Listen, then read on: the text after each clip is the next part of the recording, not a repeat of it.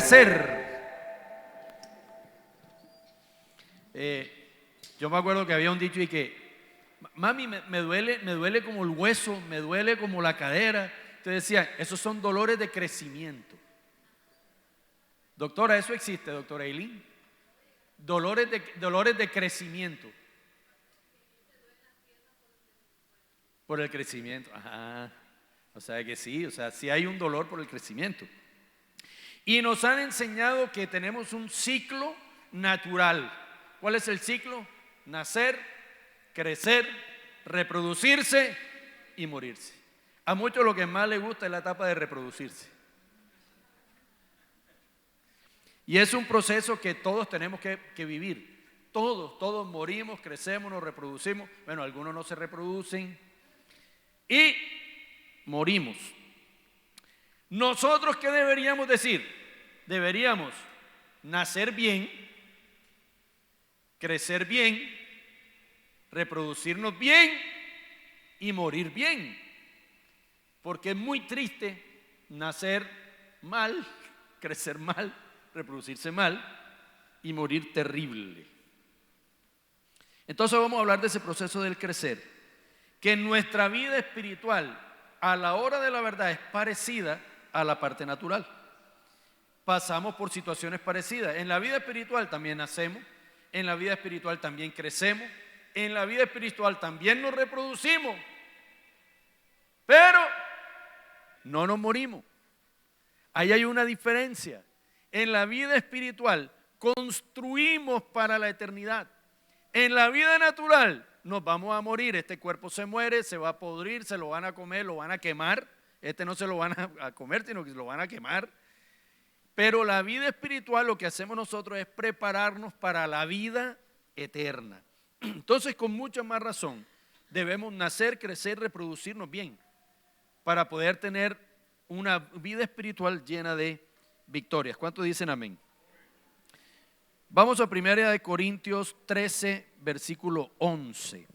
Este es el apóstol Pablo diciendo, cuando yo era niño hablaba, pensaba y razonaba como un niño, pero cuando crecí dejé atrás las cosas de niño. ¿Cuáles son las cosas de niño que uno deja atrás? La inocencia, los complejos, el poposearse en el pañal, en vomitarse encima. Uno cuando bebecito, ¿qué no hacía? De todo. Y uno cuando en la medida que va dejando la niñez, entonces va dejando atrás cosas de niño. Pero lo más increíble es que esta enseñanza está inmersa en una enseñanza general de Pablo, donde dice que el amor, la fe y la esperanza es lo único que va a quedar después de todo. Va a pasar la profecía, va a pasar absolutamente todo. Y que al final de cuentas lo único que va a quedar es la fe, esperanza y el amor. Y que la más grande de esas tres es el amor. Entonces, él se mete en el contexto de hablar, por ejemplo, las lenguas desaparecerán, la profecía desaparecerá. Todo lo que a nosotros hoy de pronto nos impacta, que nosotros vemos, y muchos anhelan ser profeta, y muchos anhelan hablar en lenguas, y muchos anhelan hacer. Pablo dice que esas cosas desaparecerán. Y ahí es cuando pone el ejemplo. Yo dejé de hacer las cosas de niño y me volví adulto. Es como decir, uno cuando es niño se enfoca en las cosas exteriores, en los fenómenos, en lo místico, pero lo que realmente está en el corazón, que es lo que te hace crecer, es en lo que nosotros como adultos debemos concentrarnos. ¿No les parece increíble que él haga ese comentario dentro de ese contexto? Entonces, ¿cómo nos aseguramos de nacer bien? Vamos a hablar de esos procesos rapidito. Romanos 10, 9 al 10, versión Nueva Traducción Viviente. Dice, si declaras abiertamente que Jesús es el Señor y crees en tu corazón que Dios lo levantó de los muertos, serás salvo. Pues es por creer en tu corazón que eres declarado justo a los ojos de Dios, y es por declarar abiertamente tu fe que eres salvo. ¿Quieren nacer bien espiritualmente? habla abiertamente de Jesús sin miedo. Tú no puedes hablar abiertamente de Jesús sin miedo si no crees.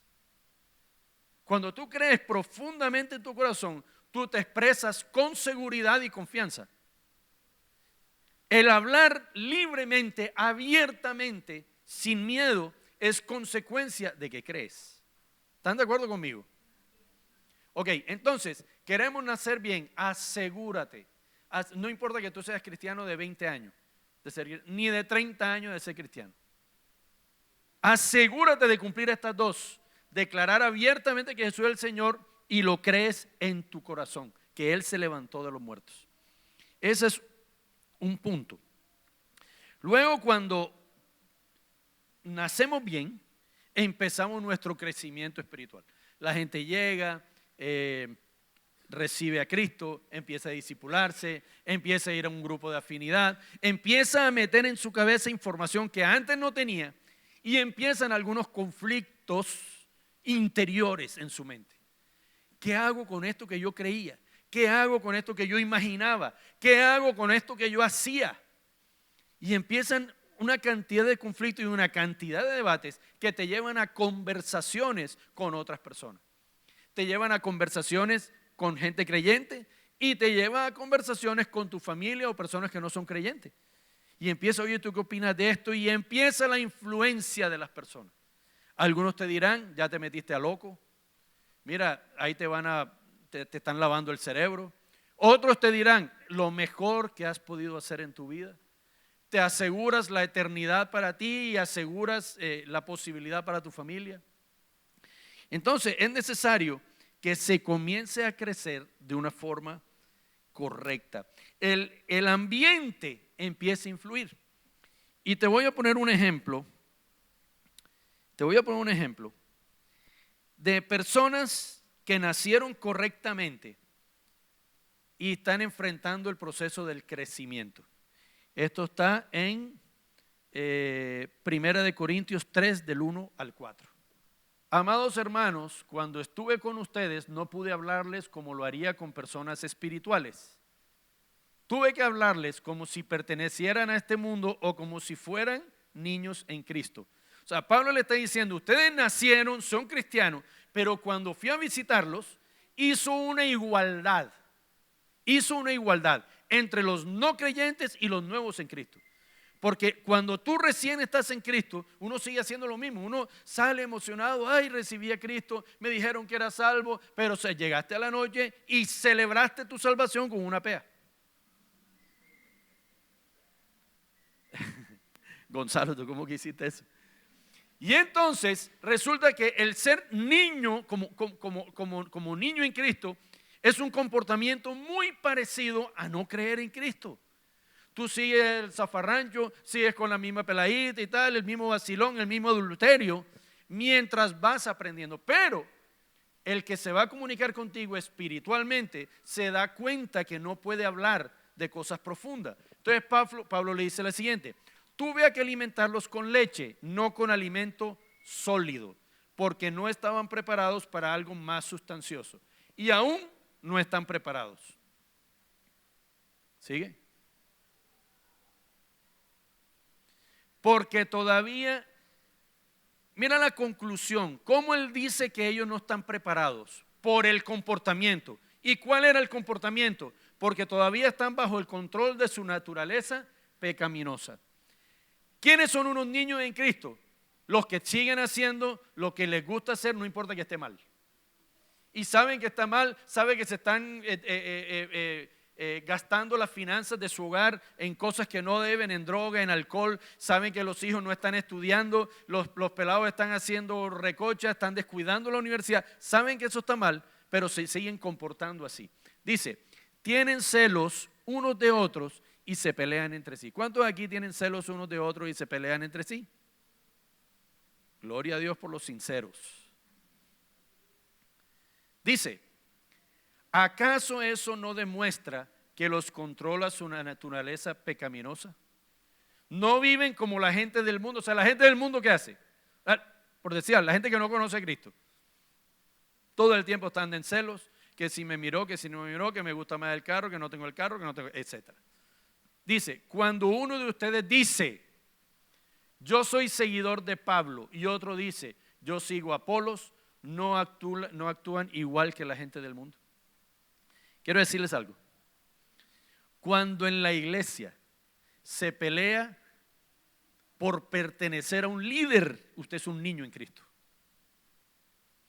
Cuando usted se pelea, no, es que yo quiero a tal pastor, usted es un niño en Cristo. Porque en últimas, ni Pablo ni Apolos, ni Juan ni Federico, ni Lucho ni Mario, ninguno es más que la verdad de Cristo. Y así como alguien puede ser una herramienta para ti hoy, mañana puede dejar de serlo. Porque todos fallamos. Entonces, lo que fue para ti bendición hoy y tú te aferras a esa persona y dices, no, es que con este voy a tener una vida victoriosa. No, tú no tienes vida victoriosa con nadie. Solo tienes vida victoriosa con Cristo, con la verdad. Caminando en esas luchas y empezamos a identificar a los líderes en la iglesia. El líder bueno, el líder malo, el líder regular. Este habla bonito, este habla maluco, este habla. Y empezamos esa. No, y entonces a mí me gusta aquel, a mí me gusta aquel, a mí me gusta aquel. Y en ese crecimiento llegamos a la adolescencia. ¿Cuántos son aquí adolescentes? Toda la vida usted es un adolescente porque siempre adolecerá de algo. Cuando uno ya está viejito, adolece muchas veces de salud. Entonces es un adolescente en salud. Y resulta que hay unas transformaciones psicológicas en la adolescencia. Esto es la natural. ¿Cuáles son? El adolescente ya no es un niño físicamente, pero tampoco es un adulto. Está en el tibirita ahora. En esta ambigüedad tiene que buscarse un concepto de sí mismo. Y esa búsqueda se caracteriza por dos cosas. La primera, por el rechazo aparente de los modelos que le eran válidos en la infancia. ¿Quiénes son? Sus padres. Eso en su búsqueda. Cuando tú estás natural, que empiezan las mujeres a desarrollarse, que empiezan a salir pelo donde antes no había pelo, etcétera, etcétera, etcétera. Tú empiezas a buscar una identidad en algo y empiezas a cuestionar a aquellos que han sido tu autoridad hasta hoy. Muy parecido al crecimiento espiritual. Tú empiezas a crecer, empiezas a abrirte a un mundo que desconocías, empiezas a conocer muchas cosas y de alguna manera puedes llegar a cuestionar a aquel que te enseñó a dar tus primeros pasos espirituales. Y entonces entramos en la parte B del proceso en la búsqueda. Entonces encontramos nuevos modelos. Héroes, compañeros, grupos de la universidad, agrupación de rock, al que le gusta la música encontró su no sé qué, al que era full tímido y encerrado encontró a los emo. Oye, hace rato no oigo hablar de los emo, del grupo ese de los emo. Ya la gente de hoy en día no sabe quiénes son los emo. Claro, sí, claro. Entonces, igual en la iglesia formamos grupos. Entonces, en el crecimiento espiritual, no, es que yo soy de la línea de la guerra y la oración. Entonces, si me encuentro con una persona que su fortaleza es la música y no tanto meterse 10 horas hablando en lengua y gritando, entonces dice, no, ese es muy liviano, ese es poco profundo, yo necesito gente profunda. Y empiezan a cuestionar las mismas relaciones entre los diferentes grupos que se van encontrando dentro de una sociedad cristiana evangélica. ¿Eso se entiende? Y entonces empezamos a caer en la adolescencia. ¿Cuál es el comportamiento normal de un adolescente? ¿Cómo se manifiesta esa rebeldía? Yo lo sé todo. Así no es. No estoy de acuerdo contigo. Papi, tú estás equivocado. Y ahora como no se les puede decir nada porque se frustran, se deprimen. Sí, Sí, yo no había escuchado tantos muchachos de 13, 14, 15 años diagnosticados con ansiedad. Impresionante. En mi colegio, en nuestra época, en la época de los que nos graduamos en los 80, ¿qué era eso? Pelado bobo ese. La ansiedad era que, pelado de bobo, déjalo así, déjalo así. Ah, es pechillón, es pechillón. A ti dijeron que eras pechillón, Luis Jorge. Era pechillón. Entonces, cuestionamos una cantidad de cosas y no, bullying sí había, el bullying era terrible. Sí, esa montada. Mira, y ese bullying, es más, ese bullying lo iniciaban hasta los profesores. Hoy un profesor hace bullying y lo demandan. ¿Ah? Fortalecía, te levantaba como una guerrera en medio de las situaciones difíciles. Entonces resulta que en la vida espiritual también buscamos identificarnos con. Y el problema es que la adolescencia se identifica con unos y menosprecia a otros. En la adolescencia este es el combo firme. Los demás son una pecueca. Los demás son un ñame. Y nosotros en la vida espiritual hacemos lo mismo. No, es que aquí sí la adoración es buena. Allá que hay solo pandereta es un desastre. Mentira. En ambas es igual de buena. Lo que pasa es que nosotros estamos atentos a lo que vemos y escuchamos. Somos como el niño que decía Pablo, pendiente a las profecías, pendiente al hablar de lenguas, pero se les olvida la fe, la esperanza y el amor, que es lo más importante. Entonces estamos pendientes de lo que vemos, estamos pendientes de lo superficial. No estoy diciendo que la profecía sea superficial. Lo que pasa es que Pablo dice que la profecía solo nos deja ver una parte del todo. Y cogemos una profecía y la hacemos un todo, cuando eso solo es una parte de un todo. Y ahí nos equivocamos. ¿Qué es el todo? La fe, la esperanza y el amor. Ese es el todo de verdad. Entonces, ¿nosotros qué tenemos que hacer? Cuando pasamos de la adolescencia y muchos después de muchos años entendimos a nuestros papás. Algunos aquí dicen, oye, yo que critiqué tanto a mi papá y yo ahora hago lo mismo que mi papá. Es más, soy más regañón y más cascarrabias que mi papá. ¿Cuántos confiesan eso? Y entendemos y decimos, oye, mi papá tenía razón en esto. Y decimos, gracias a los castigos de mi mamá, yo arreglé esto. Y entonces, en la adultez, entendemos lo que hacían con nosotros nuestros padres. Entonces, la Biblia aquí nos habla también de un ejemplo de lo que sucede con un adolescente que no entiende lo que dice Jesús, que tenemos que volvernos ¿como qué? Como niños. En la vida natural, tú sigues evolucionando, tú sigues creciendo, te conviertes en hombre o te conviertes en mujer. En la vida espiritual, Dios te dice, llegaste a la adolescencia, empezaste a cuestionar, ya todos los milagros los vi, los que tenemos años aquí, ya un servicio de milagros, otra vez servicio de milagros, y entonces está uno ahí, los que estábamos en alabanza, tocando, tú dices, no, yo no veía y ahora veo. Uno dice, oye, qué chévere. Porque se vuelve todo para ti natural. Lo sobrenatural se vuelve natural. Y ya uno empieza a menospreciar las cosas grandes de Dios. Y entonces lo que Dios dice es, cuando llegues a la adolescencia y empieces a cuestionar, te parezca todo normal, etcétera, etcétera, es momento de que te vuelvas como niño. ¿Cuál es la diferencia entre un niño que no sabe que es niño, o sea, 2, 3 años, a un adulto que vuelve a ser niño? ¿Cuál es la diferencia?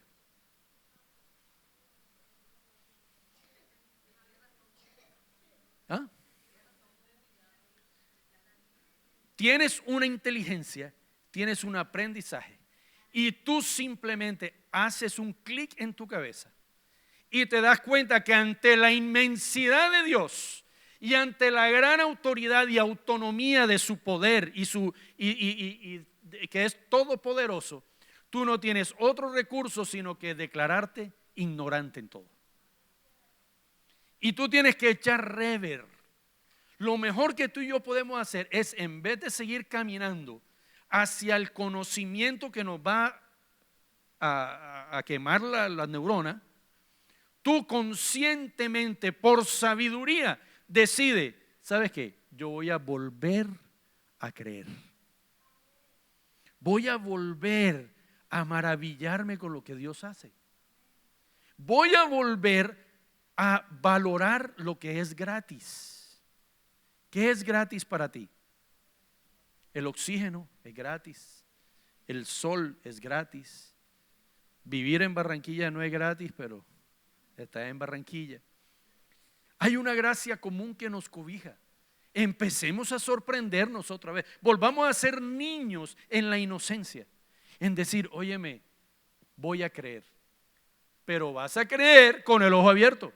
No vas a creer como el niño tonto que no tiene ni idea. Sino tienes capacidad de discernir. Tienes inteligencia para darte cuenta, esto no está bien, este líder está equivocado.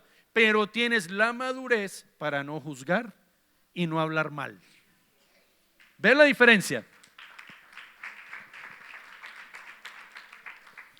Entonces, en 3 de Juan 1:9 hay un ejemplo de un líder que no entendió y no se devolvió a la niñez, sino que siguió en su madurez espiritual. 3 de Juan, del 1 al 9. Aquí está Juan escribiendo. Le escribí a la iglesia acerca de esto. Acerca de qué le escribió Juan. Le estaba escribiendo acerca de que esa iglesia era tremendamente generosa con los predicadores que él enviaba. Con los que iban a enseñarles. Era una iglesia que los acogía, los sostenía. Era una iglesia que los honraba. Y entonces él les decía, oye, los felicito, no pierdan eso nunca. Honren a la gente de Dios que viaja hasta donde ustedes para darles palabra, para enseñarles. Pero dice, le escribí a la iglesia acerca de esto, pero, o sea, hay un pero. Un personaje que se llama Diótrefes, a quien mira lo que dice Juan ahí, a quien le encanta ser el líder. ¿Tú cómo descubres a un adolescente espiritual? Le encanta ser el líder. Le encanta ser el líder. Le dice, no, es que, mira, obedéceme que yo soy tu autoridad. Ay, mira, si alguien te exige obediencia por su autoridad, hazle un chulito, adolescencia espiritual. Ahora, si tú te pones a rajar de él, anótate un chulito tú, adolescente espiritual.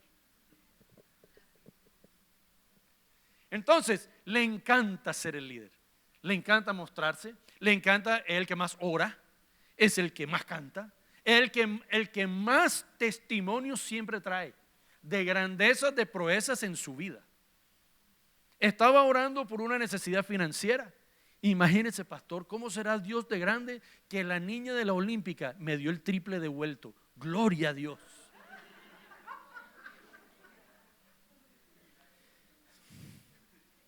Yo he escuchado testimonios así.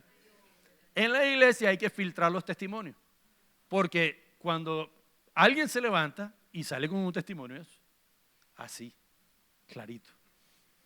Dice, no quiere tener nada que ver con nosotros. Este hombre Diótrefes, ya si leemos más, dice, no quiere recibir a los que mandamos. Y si él se entera de que alguien, esto parece tanto a los tiempos modernos, y si él se entera de que alguien de su congregación les ayuda a los que enviamos, los echa de la iglesia. Eso es lo que hacía Diótrefes. Ah, te fuiste a hablar con el que yo dije que no hablaras. Tú no eres parte de esta iglesia porque eres un desobediente. Usted quiere encontrar un adolescente espiritual. Si lo echen de la iglesia porque fue a otro lado. Adolescencia espiritual.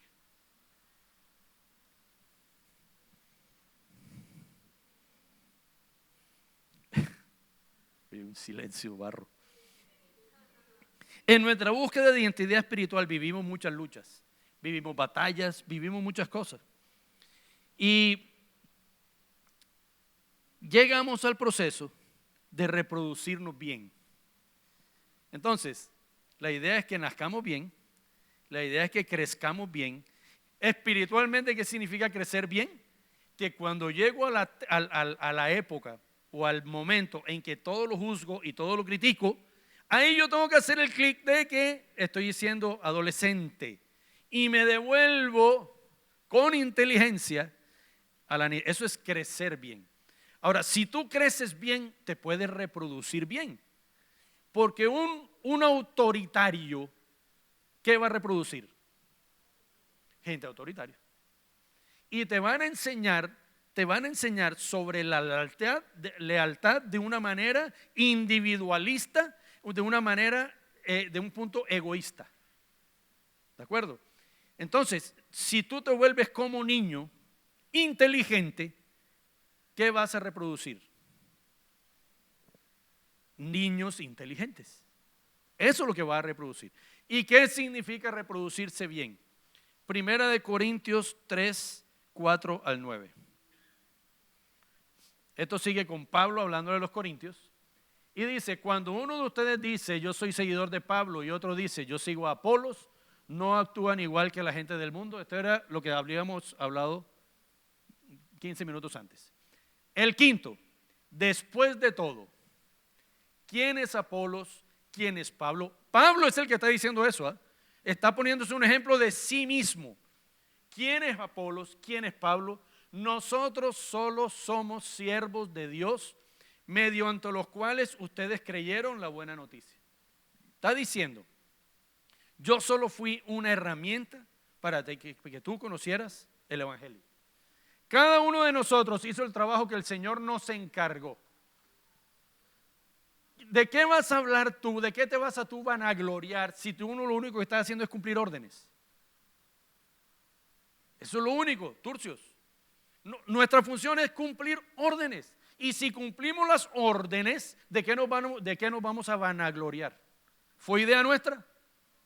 ¿Fue invento mío? Nada. Simplemente soy un siervo, como dice ahí, que obedecí órdenes. Punto y se acabó. Dice, cada uno de nosotros hizo el trabajo que el Señor nos encargó. Yo planté la semilla en sus corazones y Apolos la regó, pero fue Dios quien la hizo crecer. ¿Quién da el crecimiento? Dios. ¿Sigue? No importa. Ay, mira, esto lo habla un niño. Esto lo habla una persona que entiende que hay un más grande que él. Esto lo entiende una persona que fue asesino de cristianos, fue autoritario, fue mandón, correteó a la iglesia, los quería acabar. Y este mismo está diciendo, no importa quién planta, o sea, él dice, yo planté, pero no importa que haya sido yo. O quién rega, está hablando de Apolos. Lo importante es que Dios hace crecer la semilla. El que planta y el que riega trabajan en conjunto con el mismo propósito. Y cada uno será recompensado por su propio arduo trabajo. Pues ambos somos trabajadores de Dios y ustedes son el campo de cultivo de Dios, son el edificio de Dios. Si tú piensas como Pablo, te vas a reproducir bien. Si tú eres un hombre que construye sin pertenencia, ¿eso se entiende? Construyes sin exigir. Construyes entendiendo que tú llegas hasta una parte y de ahí sigue a otro. El propósito de todas las iglesias en Barranquilla, ¿cuál es? Que en el nombre de Jesús toda Barranquilla sea para Cristo. Ese es el propósito. Que toda Barranquilla conozca a Cristo. ¿Y qué importa si aquí naciste y vas y creces en otra parte? Dime tú, ¿qué importa? Si el propósito realmente es que se cumpla la palabra de Dios en Barranquilla. Y si nosotros en esta iglesia no tenemos esa... Ahora usted me pregunta a mí, ay, entonces pastor, ¿usted quiere que nos vayamos? No, yo no quiero que se vaya nadie. ¿Me explico? Porque nos cuesta el triple de trabajo volver a tener la gente. Entonces, es una condición humana. No, ojalá no se vaya. Nico, no te vayas. Nico, no te... Pero, si él decide irse, mi obligación es entender que lo voy a seguir amando, va a seguir siendo mi llave, va a seguir siendo mi amigo, y aquí tiene las puertas abiertas cada vez que quiera venir.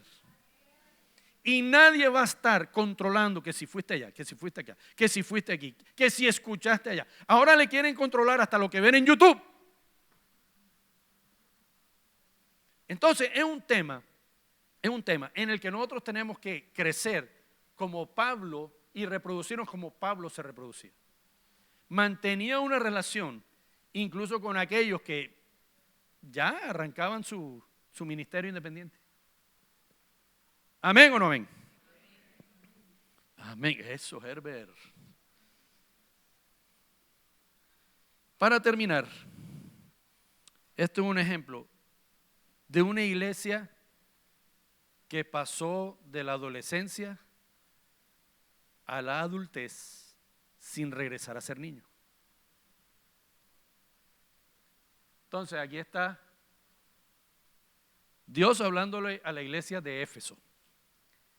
Le dice: yo sé todo lo que haces. He visto tu arduo trabajo y tu paciencia con perseverancia. Y sí, sé que no toleras a la gente malvada. ¿Cuántos aquí no toleran a la gente malvada? Escucha, debemos tolerarla. Debemos amar a los malvados. Porque esa es nuestra tarea. Es más, tú y yo seguimos siendo malvados. En alguna área somos malvados. Entonces fíjate lo que dice aquí. Has puesto a prueba, ahí pongan un paréntesis. Sé que no toleras a la gente malvada. ¿A qué nos llama Dios? A amar al enemigo. ¿Estamos? Entonces no creas que eso es un piropo. La gente se confunde y lo relaciona con, sí, viste, hay que amar a la gente al mal. No. Déjalo ahí como un paréntesis. Dice, has puesto a prueba las pretensiones de esos que dicen ser apóstoles, pero no lo son. Has descubierto que son mentirosos. Has sufrido por mi nombre con paciencia sin darte por vencido. Sigue. Pero tengo una queja contra ti. Todo eso maravilloso, pero tengo una queja contra ti. No me amas a mí, ni se aman entre ustedes como al principio. Otras versiones dicen, perdiste tu primer amor.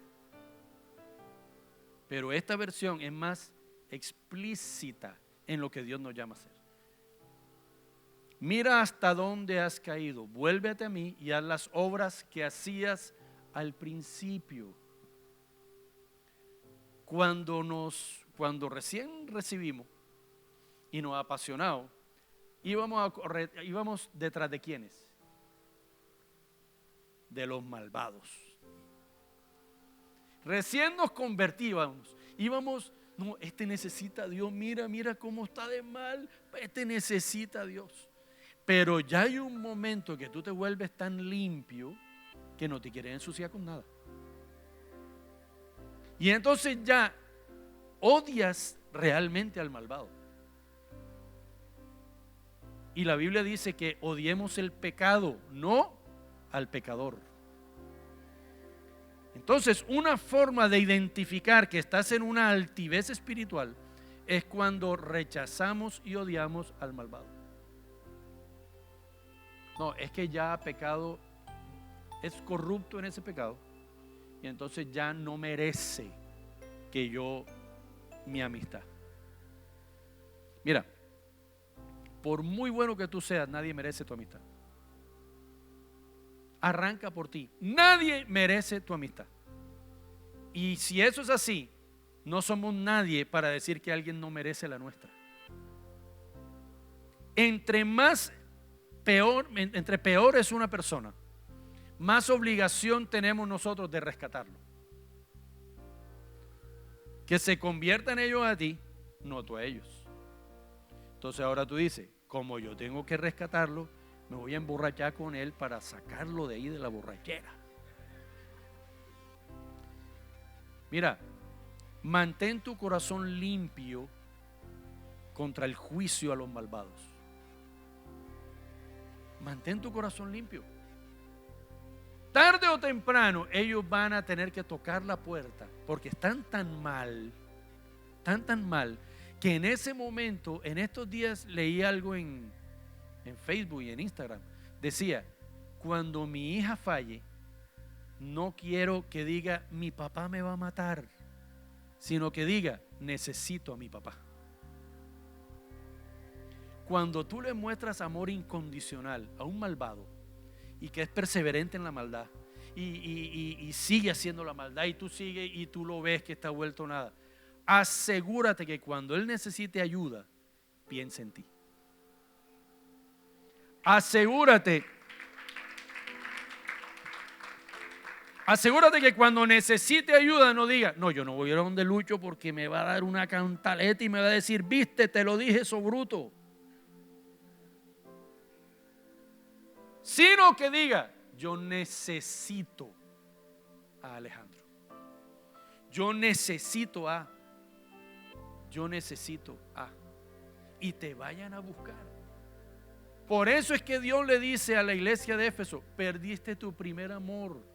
Te alejaste de la verdad profunda, de la necesidad de las personas que te encuentren. Sí, lo discerniste, pero dice, odiaste al malvado. No odiaste la maldad, odiaste al malvado, a la persona. Y eso es contrario a lo que Dios dice que tenemos que hacer. Y es clave que nosotros podamos regresar al primer amor, entendiendo que tenemos que volver a abrir nuestros brazos a todo el que camina, a todo el que necesita una ayuda, a todo el que necesita acercarse. Entonces hay una pregunta para ti en esta tarde. ¿Qué somos? ¿Niños? ¿Adolescentes? ¿Adultos? ¿Qué eres? ¿Qué somos? ¿Andamos juzgando? Y esos son los dolores del crecimiento.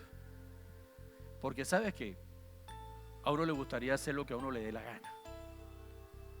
Y cuando tú creces, yo me acuerdo, yo estaba chiquito y yo quería ser grande para ser libre. ¿Es así? No, es que cuando uno es grande uno puede hacer lo que le da la gana. Mentira.